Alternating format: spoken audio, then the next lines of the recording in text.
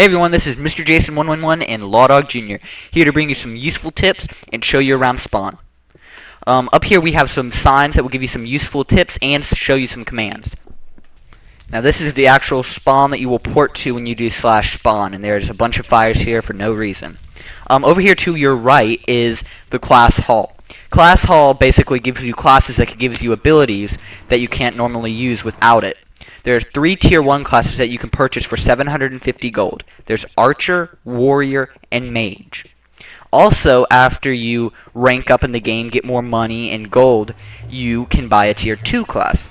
Tier 2 classes basically give you tons more abilities and are extremely useful in PvP.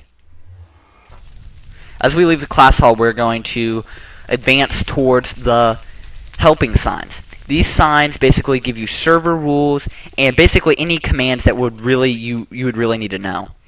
Server rules are a must read. You got to know what you're allowed to do because you don't want to mess up and get banned because that would be horrible.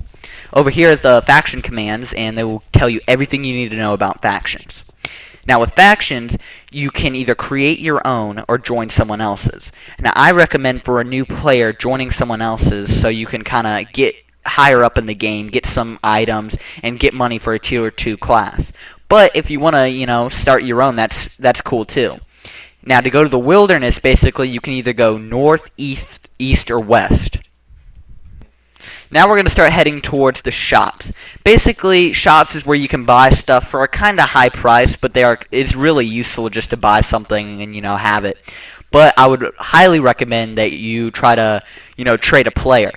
Only worry is you could get scammed, and it's not good, but it happens. So there's 2 options. 1, get a middleman, or 2, screenshot your trade before you make it. Because if you do that, then if they scam you, you can post that picture on the forums, and you will be fully refunded, and they will be banned. Now we're going to start heading towards the war zones. The war zones are the best places to PvP for factions or just people who want to go mess around. This is where you do not lose power for going in here, and you don't have to worry about line hoppers or safe zone shooters. Now these portals take you to the Warzone hub. The Warzone hub has 4 choices of portals: Darkstone, Sakaido, Port Cora, and Templum. All of them are in the same map, but just different areas of the map. Now, you can pretty much go wherever you want, and we're going to head through Port Cora right now.